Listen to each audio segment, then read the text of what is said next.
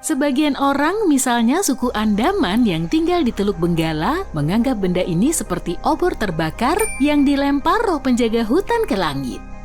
Sedangkan suku aborigin Australia menganggapnya tongkat terbakar yang dinaiki cenayang. Tapi kalau kamu bertanya pada astronom, mereka bakal bilang bahwa komet adalah objek besar dari debu dan es yang mengorbit matahari.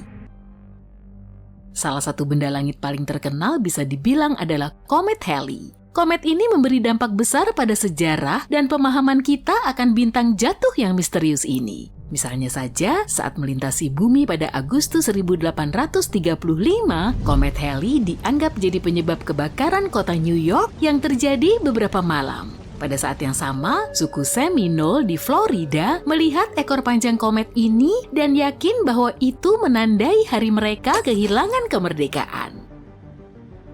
Komet Halley kembali tahun 1910 dan manusia masih menganggapnya sebagai kesialan. Di Chicago, orang-orang mengamankan jendela mereka untuk melindungi diri dari ekor berbahaya komet ini. Ada juga yang membeli berbagai alat seperti payung atau masker untuk melindungi diri dari komet.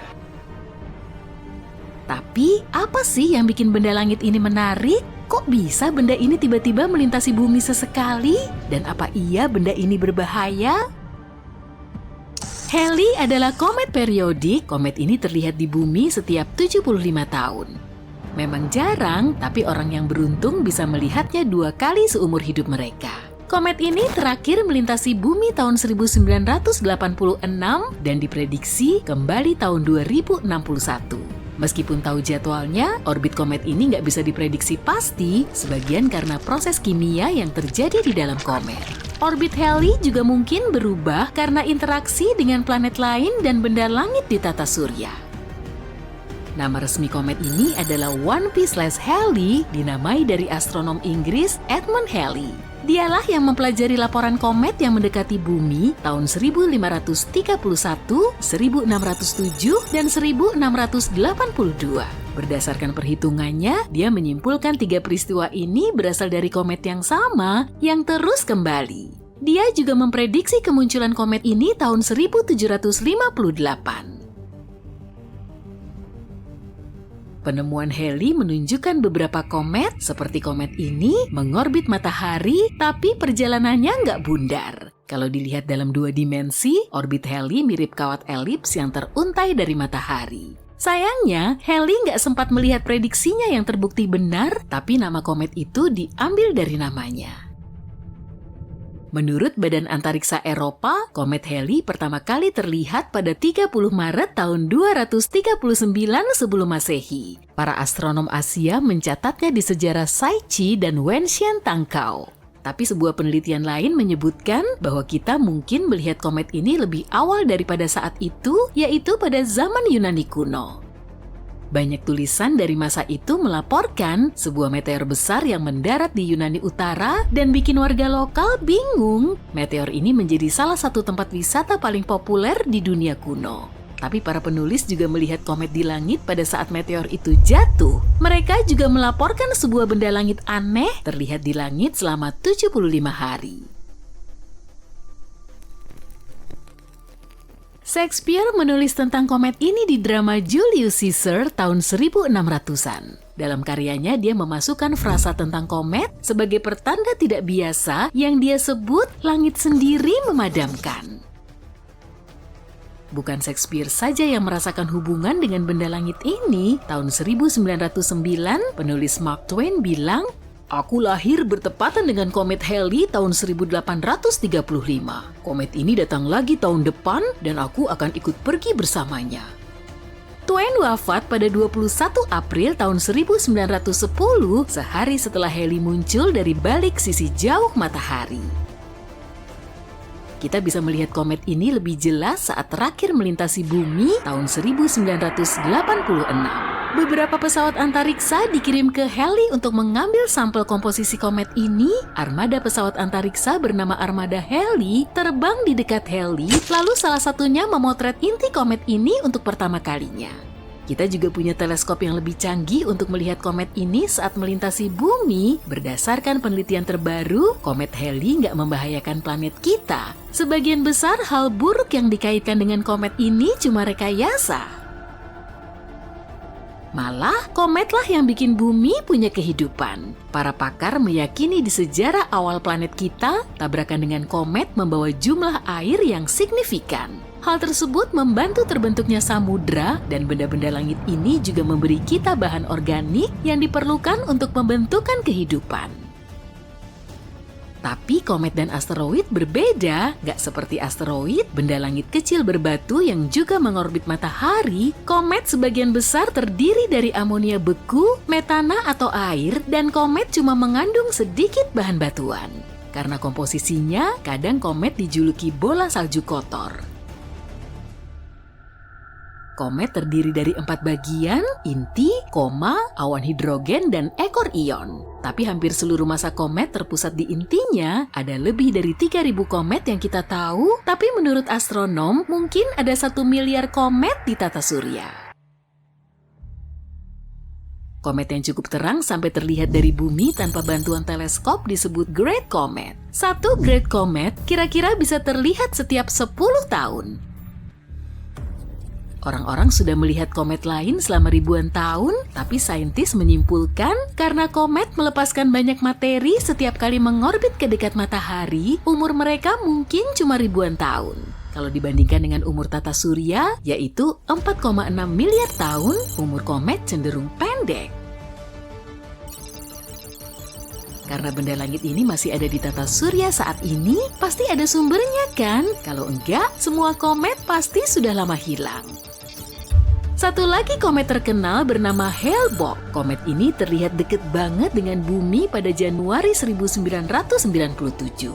Komet ini terakhir kali terlihat di dekat bumi sebelum itu, yaitu pada zaman perunggu tahun 2000 sebelum Masehi. Komet ini jauh lebih besar dan lebih keren daripada komet Halley. Diameter intinya mencapai 40 km dan bisa terlihat dari permukaan bumi dengan mata telanjang. Komet Borrelly adalah komet kedua yang diteliti dari jarak dekat oleh pesawat antariksa. Deep Space One milik NASA menghampiri komet ini tahun 2001 dan memberi laporan detail kepada saintis tentang inti hitam komet ini. Komet ini miring, tapi penyebabnya belum bisa dipastikan. Komet Halley terbentuk di awan Oort di tepian luar tata surya, tapi konon Borrelly berasal dari awan es batuan di luar Neptunus yang disebut sabuk Kuiper.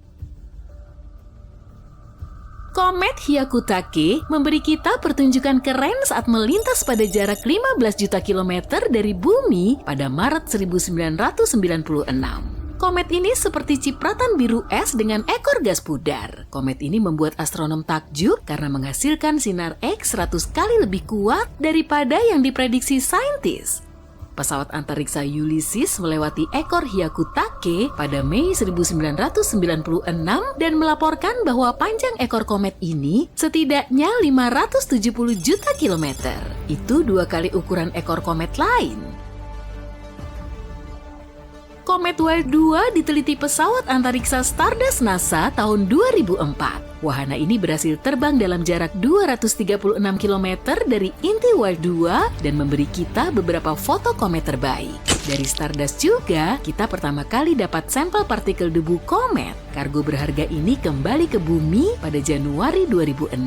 Debu komet diharapkan memberikan penjelasan tentang pembentukan Wild 2 dan tata surya miliaran tahun lalu. Wild 2 memiliki diameter sekitar 5 km dan ditutupi kawah dan tebing.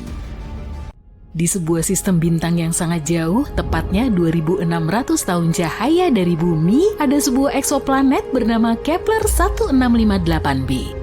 Planet ini merupakan planet gas raksasa yang mirip dengan Jupiter. Yang membedakannya dengan Jupiter adalah planet malang ini sudah ditakdirkan untuk hancur. Planet ini sedang berputar mengelilingi bintang induknya yang pada akhirnya akan berakhir dengan tabrakan dahsyat. Tapi yang paling menarik, para astronom tidak akan mengetahui fakta ini kalau bukan karena sebuah petunjuk kecil. Petunjuk itu adalah perubahan yang sangat kecil pada orbit planet. Perubahan ini tidak akan disadari jika para astronom tidak membandingkan data yang diterima teleskop-teleskop yang berbeda selama lebih dari 1 dekade. Lebih tepatnya, para ilmuwan telah mengamati ekso Jupiter yang melintas di antara planet kita dan bintang induknya setiap 2 minggu sekali selama 13 tahun terakhir. Dan mereka melihat kalau orbit planet ini semakin lama semakin mengecil. Setiap tahun, Kepler 1658b membutuhkan waktu 131 milidetik lebih sedikit untuk menyelesaikan satu putaran mengelilingi bintang induknya. Jika kecenderungan ini terus berlanjut, planet ini akan bertabrakan dengan bintang induknya dalam waktu 2,5 juta tahun lagi. Bahkan sebelum penemuan ini, model komputer memprediksi kalau beberapa planet akan menemui ajalnya dengan menabrak bintang induknya. Tapi inilah pertama kalinya para astronom mendapatkan bukti nyata akan hal itu dengan mengukur perubahan yang nyaris tidak terlihat pada orbit planet. Sekarang mereka tahu dengan pasti apa yang akan terjadi ketika sebuah planet akan menabrak bintang induknya, meskipun kita tidak akan bisa menyaksikannya. Tapi aku akan menceritakan sedikit tentang planet yang akan hancur itu.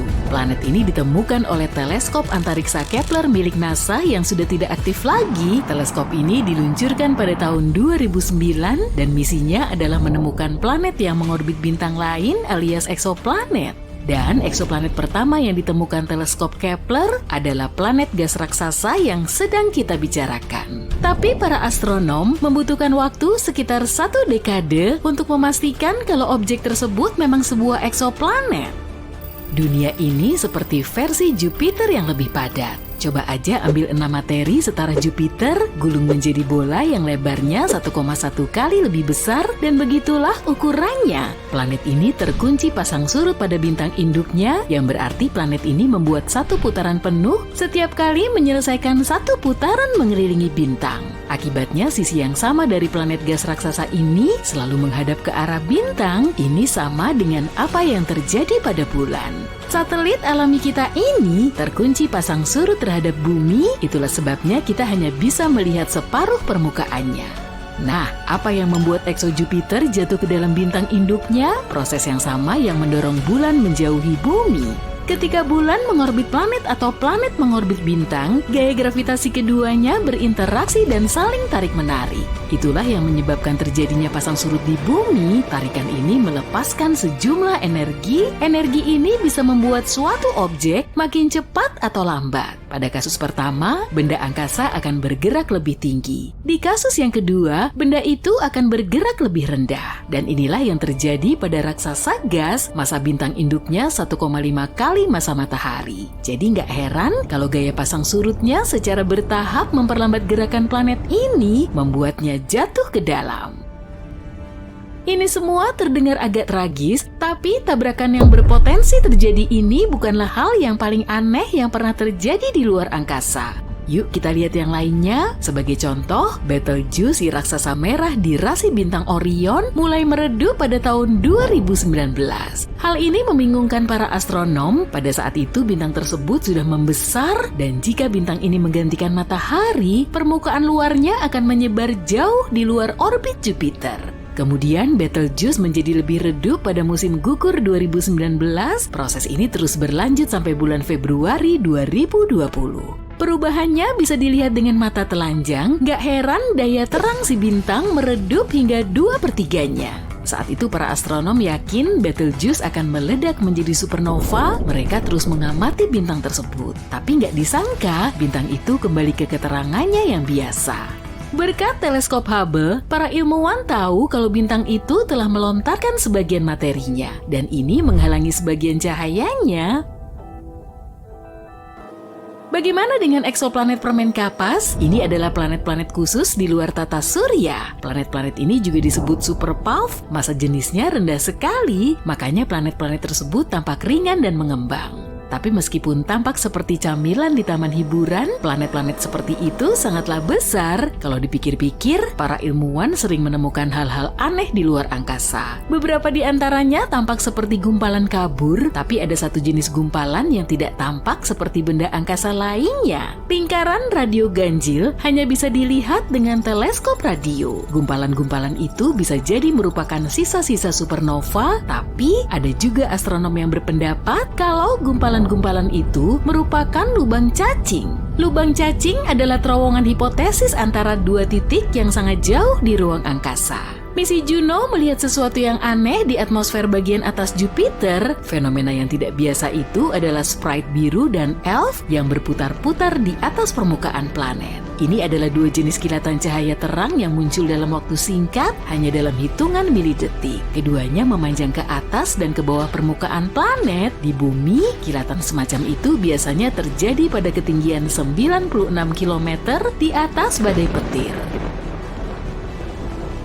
Planet-planet liar tidak mengitari bintangnya, mungkin karena memang tidak ada. Benda-benda angkasa yang mengambang bebas ini menjelajah alam semesta dan bisa berada di mana saja. Planet-planet ini juga sulit ditemukan. Planet-planet liar hanya menghasilkan emisi yang lemah, tapi belum lama ini, para astronom menemukan planet liar terkecil di Bima Sakti. Ukurannya lebih kecil dari bumi, tapi sedikit lebih besar dari Mars. Semburan radio cepat adalah semburan gelombang radio yang sangat terang dan menyilaukan. Semburan ini mengandung energi sebanyak yang dihasilkan matahari dalam hitungan hari, tapi hanya berlangsung dalam hitungan milidetik. Sebagian besar semburan radio cepat ini berasal dari tempat yang sangat jauh di luar Bima Sakti. Namun baru-baru ini, para astronom mendeteksi beberapa di antaranya berasal dari galaksi tempat tinggal kita. Dan sumbernya adalah magnetar yang jaraknya 30.000 tahun cahaya dari planet kita.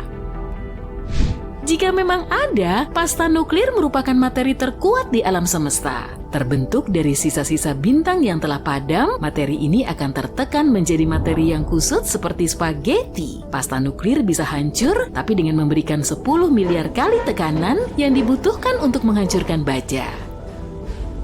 Belum lama ini, para ilmuwan menemukan bahwa salah satu bintang paling masif baru saja menghilang. Bintang itu berada 75 tahun cahaya dari bumi. Biasanya jarak itu terlalu jauh bagi para astronom untuk bisa melihat bintang-bintang secara jelas. Kecuali kalau bintang-bintang itu sangat besar, dan bintang yang sedang kita bicarakan ini sangat besar. Bintang ini bersinar 2,5 juta kali lebih terang daripada matahari. Para astronom terakhir kali melihat bintang ini pada tahun 2011.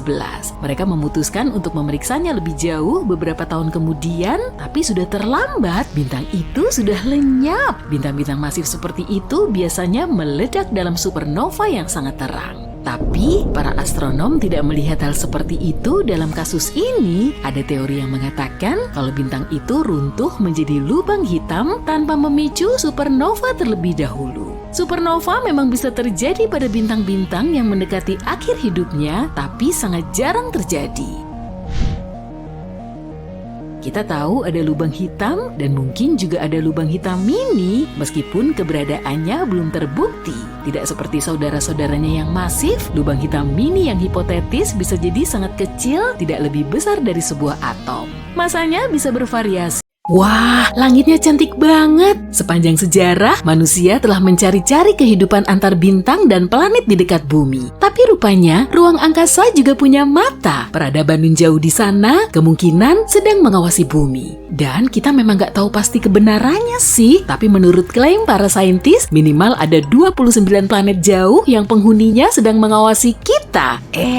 Ada pengagummu juga tuh. Senyum yang manis dong. Sejauh ini telah teridentifikasi 1.715-an sistem bintang tetangga di galaksi Bima Sakti dan penghuninya bisa mendeteksi bumi dengan teleskop konvensional. Semua bintang ini berada di galaksi kita, jadi kalau peradabannya bisa mengarahkan teleskop ke matahari, mereka akan menangkap titik kecil yang melintas di antara matahari dan si pengamat. Metode ini dinamakan sebagai transit.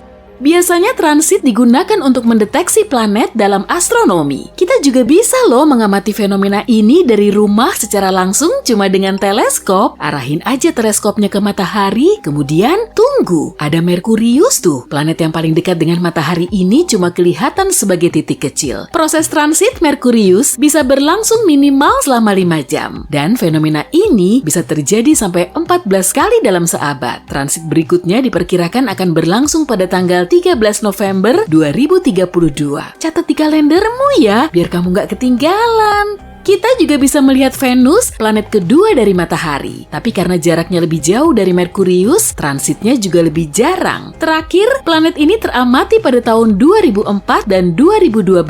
Transit berikutnya diperkirakan akan terjadi pada tahun 2117 dan 2125. Wah, masih lama banget ya.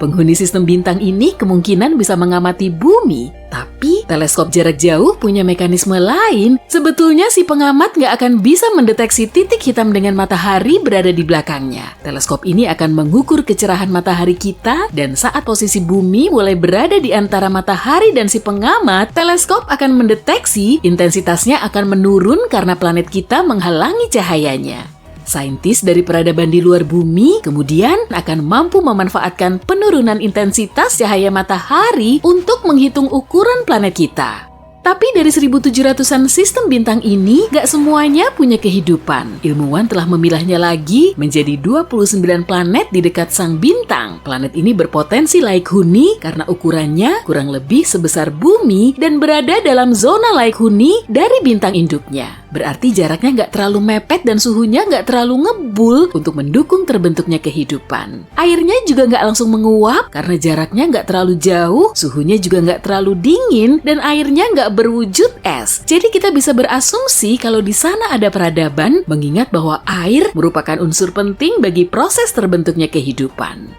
Menurut teori, penghuni planet ini bisa melihat transit bumi selama 5.000 tahun terakhir. Saat manusia di bumi sedang membangun piramida Giza dan Stonehenge, makhluk di luar sana kemungkinan telah mengamati nenek moyang kita. Salah satu dari planet ini cuma berjarak 11 tahun cahaya dari bumi, tepatnya di dekat bintang Ross 128 alias Katai Merah di rasi bintang Virgo. Di situ ada eksoplanet berukuran 2 kali lebih besar dari bumi yang termasuk dalam zona Laikuni. Menurut teori, penghuni planet ini bisa melihat transit bumi secara rutin selama 2000 tahun. Tapi sekitar 900 tahun yang lalu, posisinya telah tergeser. Planet lain sejauh 12,5 tahun cahaya berada di dekat bintang induk T-Garden. Dari sini, transit bumi bisa teramati dan penghuninya bisa mengamati kehidupan kita selama 29 tahun. Pengamatan para ilmuwan juga tertuju pada sistem bintang TRAPPIST-1. Di dalamnya terdapat sekitar 7 eksoplanet hampir mirip dengan tata surya kita, dan 4 di antaranya berada dalam zona Laikuni dari bintang induknya. Tapi penghuninya nggak bisa mengamati bumi hingga 16 abad lagi.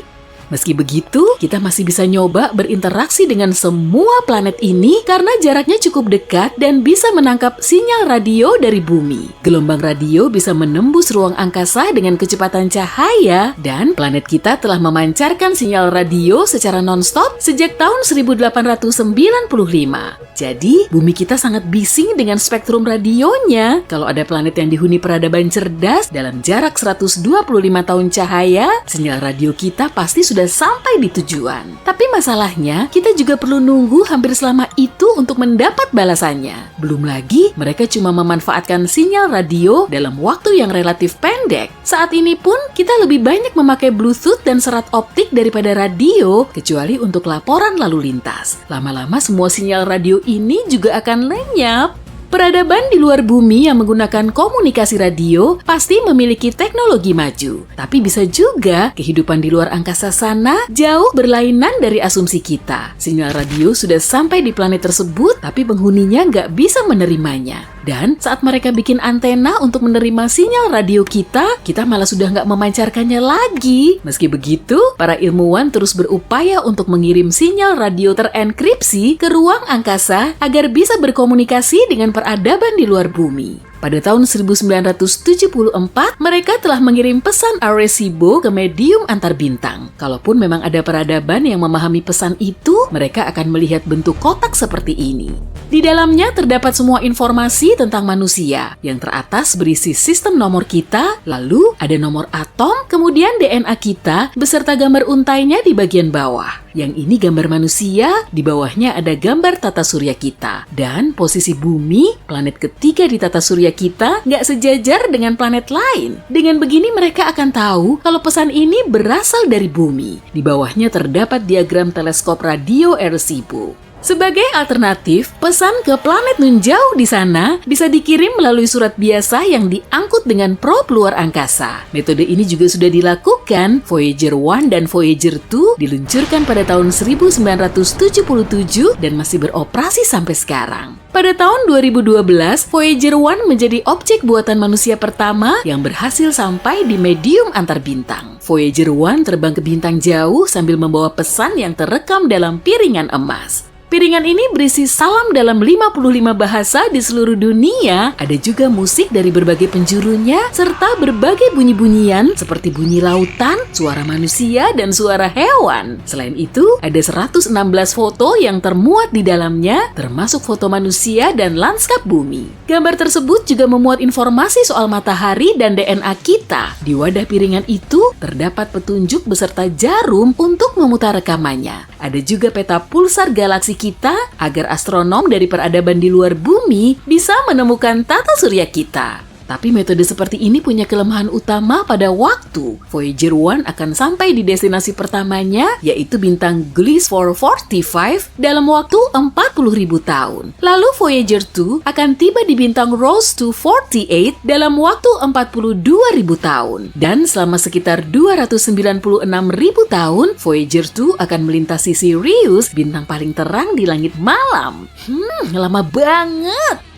Peradaban di luar bumi juga bisa mendeteksi kita dengan kalkulasi dan rumus. Mereka cuma perlu lebih jeli saat mengamati matahari. Dalam sistem bintang berplanet, bintang induk nggak cuma diam. Ia berputar pada orbit kecil dan bintang yang berat ini menarik semua planet di sekitarnya. Tapi planet tersebut juga punya gravitasi dan resistansi sendiri. Akibatnya sang bintang agak bergeser, kemudian berputar. Peradaban di luar bumi bisa memperkirakan pergeseran matahari untuk menentukan masa planet di dekatnya. Dengan metode ini, para astronom bisa menemukan 548 eksoplanet.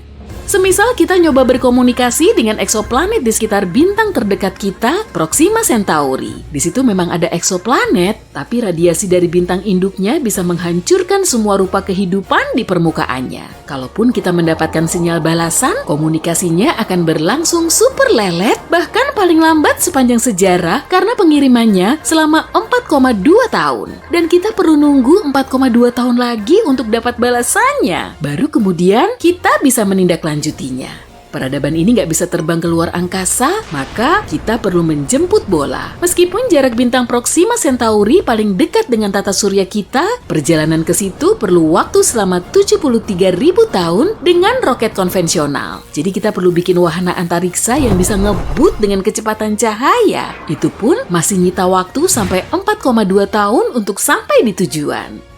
Semisal nih, kita beneran nemu kehidupan di luar bumi yang berlokasi di seberang Bima Sakti. Galaksi kita ini berdiameter 100.000 tahun cahaya. Jadi kita perlu waktu 100.000 tahun untuk melintasinya. Mungkin kita perlu mematahkan hukum fisika atau mengangkut semua peradaban manusia ke dalam pesawat luar angkasa raksasa yang akan terbang melintasi bintang selama ribuan tahun. Dan saat diluncurkan dari bumi, cuma kru pertama yang paling tangguh yang nantinya bisa melihat sistem bintang lain dari jendela pesawat luar angkasa. Hei, geser dikit dong, aku kan juga pengen lihat keluar.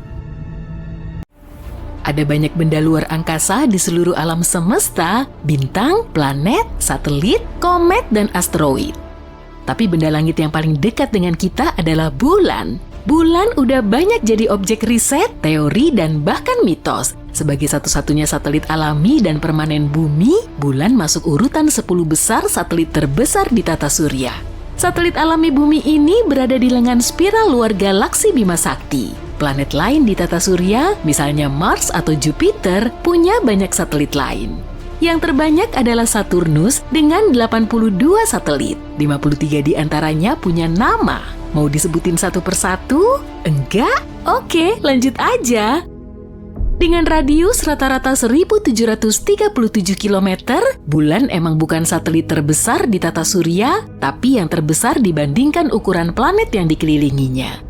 Awalnya kamu pasti ngira satelit seperti bulan dan sebuah planet dibedakan dari ukurannya kan? Padahal enggak. Satelit terbesar di tata surya gede banget, bahkan ada yang lebih besar dari planet. Jupiter punya banyak satelit kayak gini, misalnya Ganymede yang punya lapisan es. Ganymede adalah satelit terbesar di tata surya, bahkan lebih besar dari Merkurius dan Pluto. Satelit ini mungkin punya laut air asin di bawah permukaannya yang melebihi seluruh air di permukaan bumi. Diameter bulan sedikit lebih besar dari 1/4 diameter bumi, tapi masanya 1/80 massa bumi. Gini biar lebih jelas, bayangin bumi sebagai balon kosong, kamu butuh 50 bulan untuk mengisi balon itu. Tapi lihat ukuran bulan dari sudut pandang berbeda, bandingkan dengan Amerika Serikat. Secara horizontal, lebar Amerika Serikat adalah 4.506 km. Artinya, diameter bulan lebih kecil. Kita pasti melihatnya kayak gitu, tapi gimana kalau satelit kita ternyata 2 kali lebih besar? Pertama, akan lebih sering terjadi gerhana matahari. Dalam keadaan sekarang, gerhana matahari bisa terjadi 2-5 kali setahun, tapi 5 kali setahun itu jarang. Gerhana matahari sebanyak 5 kali terakhir terjadi tahun 1935. Kalau mau lihat lagi, tunggu tahun 2206 ya. Aku mungkin bisa ngelihat itu. Matahari dan bulan kayak seukuran kalau dilihat dari bumi, tapi nggak kaget juga sih kalau bintang yang kita kelilingi ini ternyata jauh lebih besar. Jadi kalau bagian tengah matahari kosong, berapa banyak bulan yang bisa masuk ke sana? Udah, nggak usah nyari di Google. Jawabannya 64,3 juta bulan, atau sekitar 1,3 juta bumi. Iya, emang sebesar itu. Mumpung lagi bahas matahari nih, diameternya adalah 1.390.000 kilometer. Masanya kira-kira 330.000 lebih besar dari massa bumi. Tapi apa sih bintang itu? Aku bukan saintis, jadi aku simpel aja jelasinnya. Bintang adalah bola gas panas bercahaya yang disatukan gravitasi. Bintang memberi kita panas dan cahaya karena di sana emang super panas. Menurut ahli, bintang terkecil disebut Katai Merah karena ukuran dan warnanya. Bintang Katai Merah juga yang jumlahnya paling banyak di galaksi kita. Beberapa di antaranya kecil banget dan redup sampai nggak kelihatan oleh manusia di bumi. Nah, itu yang terjadi sama bintang tetangga kita, Proxima Centauri. Matahari dianggap bintang medium karena massa, cahaya, dan harapan hidupnya rata-rata. Masih ada banyak bintang raksasa di luar sana. Bintang itu lebih langka, tapi lebih gampang dilihat. Makanya bisa dibilang, setiap bintang yang kita lihat setelah matahari terbenam jauh lebih besar dari matahari. Oh iya, kita balik lagi bahas topik utama hari ini, bulan. Satu-satunya satelit alami bumi. Masa sih? Bisa benar, bisa juga enggak. Tahun 1997, sekelompok saintis nemu asteroid yang lebarnya sekitar 5 km.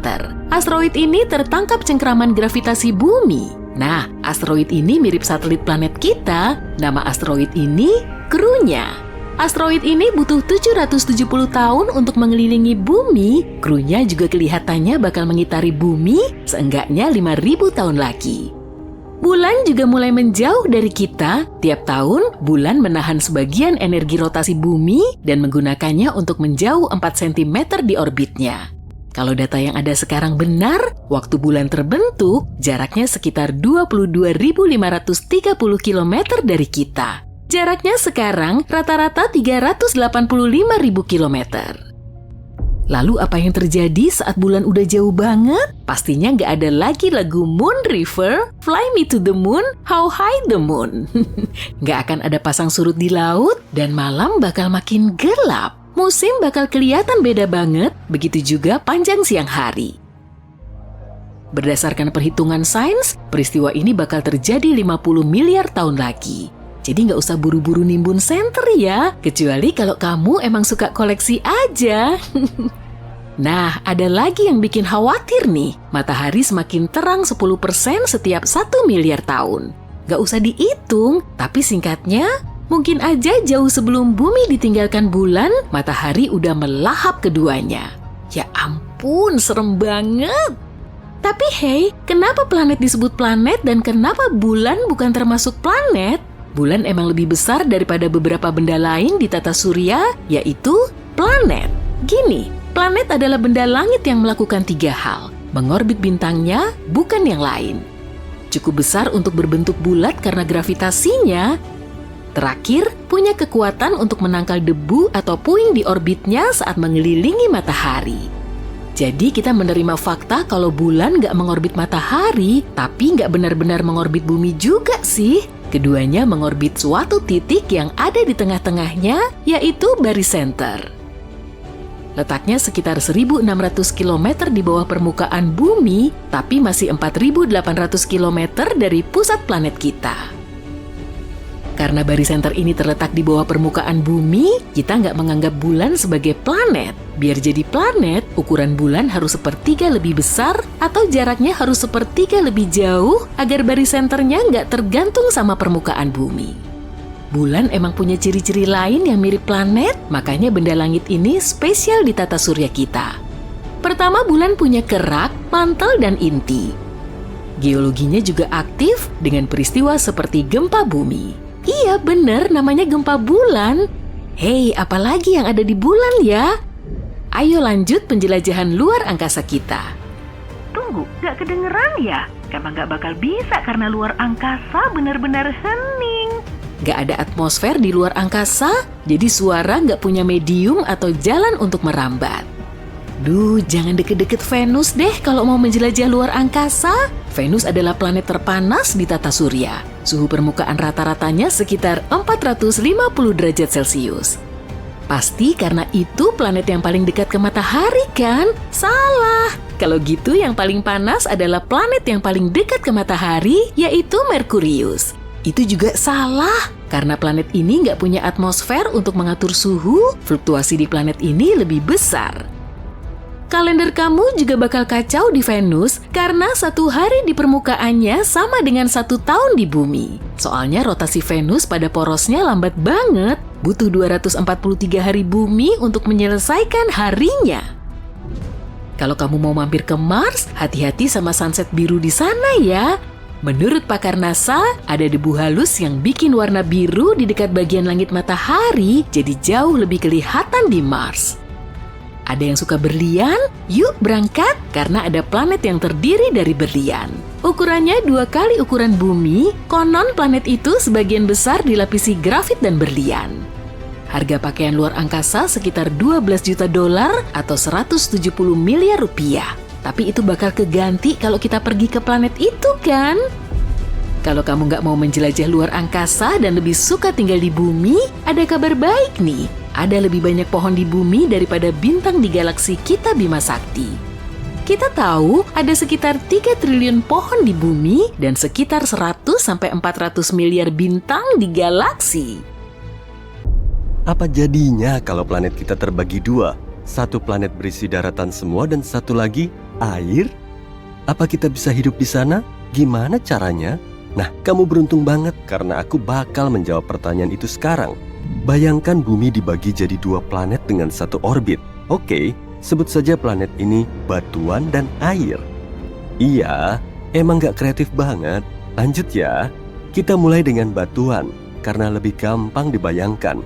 Tapi pertanyaannya, apa yang bakal terjadi kalau semua samudera di bumi tiba-tiba kering? Kita tahu air itu sumber kehidupan kan? 70% permukaan bumi terdiri dari air. Ada banyak banget air. Bahkan, meskipun semua samudera dan laut hilang, masih ada air yang tersisa. Misalnya, di sungai bawah tanah. Tapi sayangnya, air itu nggak cukup untuk menopang kehidupan kita. Semua makhluk laut akan hilang. Nggak lama setelah itu, semua hewan, tumbuhan, dan tentu saja manusia akan punah juga. Hutan yang kering, cepat atau lambat, akan terbakar sampai tinggal abu. Hei, nggak seburuk itu. Masih ada kehidupan kok dalam suatu wujud. Ada bakteri yang bikin kecoa iri. Makhluk ini bisa bertahan dalam segala kondisi. Contohnya nih, ekstremofil sudah berevolusi untuk hidup tanpa air. Mikroba ini bisa bertahan di lingkungan super panas atau asam tanpa air atau bahkan sinar matahari. Tanpa mikroba ini, batuan akan jadi planet yang tidak berpenghuni. Tapi mungkin saja nanti ekstremofil bisa berevolusi jadi wujud keren yang bisa bertahan di mana saja. Tapi sekarang, batuan cuma batuan yang mengapung. Tunggu, kamu membayangkan batuan mirip gurun atau stepa yang panas banget? Jangan salah, planet ini sebenarnya dingin banget loh. Jadi gini, tanpa air nggak akan ada atmosfer karena atmosfer terdiri dari konsentrasi berbagai gas, termasuk hidrogen dan oksigen, H dan O. Tahu kan lambang unsur apa? Betul, kalau nggak ada air, nggak ada atmosfer karena atmosfer mengumpulkan semua panas yang kita butuhkan. Planet kita bakal dingin banget tanpa atmosfer. Kontras di antara tempat dingin dan kurang dingin akan begitu tajam karena air adalah penyeimbang iklim. Samudra menyerap hampir semua panas matahari. Samudra menyebarkannya dengan rata ke seluruh bumi untuk memastikan bumi nggak terlalu dingin atau terlalu panas. Jadi, tanpa air, batuan bakal jadi gurun yang dingin. Suhu rata-rata di planet ini sekitar minus 73 derajat Celcius. Di kedua kutub, suhunya sangat rendah, sekitar minus 184 derajat Celcius. Di tempat paling hangat pun, suhunya nggak lebih dari minus 6 derajat Celcius. Tempat panas ini dulunya samudra karena kedalamannya yang mengering jauh lebih dekat ke inti panas planet ini. Tunggu, jangan membayangkan planet ini tertutup salju juga ya. Nggak ada air sama sekali. Ini cuma batuan yang sangat dingin. Pada titik ini, kita cuma versi bulan yang lebih besar dan lebih coklat. Bulan bisa dibilang bumi yang tanpa air. Terus gimana dengan gunung berapi? Gunung berapi harapan terakhir kita untuk punya suhu hangat kan?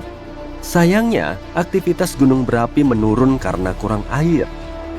Gunung berapi dan erupsi terjadi karena tabrakan dua lempeng tektonik, lempeng samudra dan lempeng benua. Beban air menekan lempeng samudra sehingga lempeng samudra masuk ke lempeng benua dan membentuk gunung berapi. Jadi, kalau nggak ada beban air, nggak ada gunung berapi, dan aktivitas gunung berapi jadi turun signifikan. Sekarang, batuan cuma planet yang dipenuhi pegunungan tinggi. Lalu, setiap lempeng tektonik bertabrakan. Lempeng itu membentuk semakin banyak gunung dan palung, termasuk beberapa palung besar. Misalnya Palung Mariana yang terkenal. Tadinya aku mau bilang, awas jatuh, tapi nggak ada orang juga sih. Di sana nggak ada air. Nggak ada air berarti nggak ada salju, es, atau hujan, bahkan awan. Tapi anginnya mungkin cukup kencang. Itulah nasib planet batuan. Nggak begitu bagus. Jadi yuk kita lihat keadaan planet air. Miliaran tahun lalu, seluruh permukaan bumi sebenarnya tertutup air. Tapi sekitar 1 miliar tahun lalu, permukaan laut turun dan muncullah daratan. Karena ini, atmosfer planet kita berubah selamanya. Dan seperti itulah lahirnya kehidupan di sini. Tapi apa jadinya kalau planet ini berubah ke kondisi awalnya? Untuk menjawab itu, kita harus mempelajari lebih banyak tentang planet samudra. Gimana wujud planet ini? Oh iya, hampir saja lupa. Kita nggak tahu. Planet seperti ini belum ditemukan karena sangat langka. Emang ada sih satu planet yang enggak mencolok dan bisa disebut planet samudra. GJ1214b di konstelasi Ophiuchus. Iya, susah banget nyebutnya. Tapi planet ini pun nggak kaya yang kita bayangkan. Air di planet ini aneh dan sangat unik. Saintis menyebutnya es panas atau air yang super cair. Dan kita belum pernah melihat hal seperti ini. Yang jelas, planet samudra susah banget ditemukan karena banyak alasan fisik. Planet-planet ini butuh suhu dan tekanan yang sangat spesifik. Tapi secara hipotesis, gimana sih wujud planet ini? Tentu saja, planet ini nggak mungkin sepenuhnya air. Kamu nggak membayangkan akan ada gumpalan air raksasa yang berputar mengelilingi bintang kan? Planet samudra tetap seperti planet dengan inti dan semacam pondasi. Jadi, bayangkan semua air di bumi yang dulu bercampur jadi satu samudra raksasa dan asin. Wow, makhluk laut pasti senang tuh, tapi kita enggak. Satu-satunya hewan yang bisa selamat dalam situasi ini, kecuali ikan, mungkin burung yang bisa berenang dan makan ikan. Kayaknya, meskipun permukaan laut naik drastis, setidaknya masih ada beberapa pulau yang berada di atas air. Mungkin pulau itu dulunya puncak gunung tinggi, kayak gunung Everest. Jadi, kalau burung-burung ini bersarang di sana, mereka bisa bertahan lama. Tapi kita gimana? Kita masih punya kesempatan kalau kita punya cukup waktu untuk bersiap menghadapi banjir besar. Kita bisa selamat di kapal selam atau kapal raksasa. Kita bisa menanam makanan di kapal dan memancing ikan dari laut. Tapi tanpa pulau Everest, kita nggak akan bertahan lama. Kalau nggak bisa berlabuh saat kapal bocor, kita nggak akan bisa memperbaikinya. Sayangnya, air minum sudah nggak ada. Sumber air minum cuma dari hujan atau dengan memfilter air laut.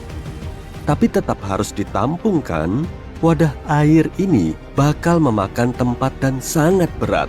Tapi secara keseluruhan, planet air nggak buruk-buruk amat. Suhunya cukup hangat dengan rata-rata sekitar 10 derajat Celcius. Dan perbedaan suhu tertinggi dan terendah juga nggak jauh. Dari minus 29 derajat Celcius di kutub sampai 21 derajat di khatulistiwa. Dibanding planet batuan, planet air lumayanlah. Radius planet air bakal sedikit lebih besar dibanding bumi karena volume airnya. Tapi kepadatan planet ini cukup rendah. Gravitasi juga melemah. Nah, kalau kedua planet ini ditempatkan di orbit bumi, setelah beberapa saat, keduanya akan berjauhan dan mengikuti lintasan yang berbeda. Planet ini akan selaras supaya nggak bertabrakan.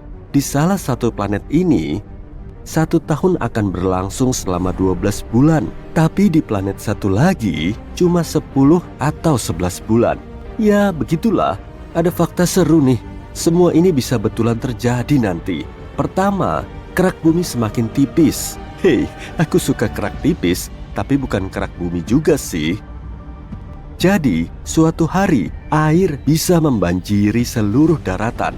Sementara itu, dalam beberapa miliar tahun, saat matahari mulai membesar dan jadi raksasa merah, semua samudra di planet kita bakal benar-benar mengering.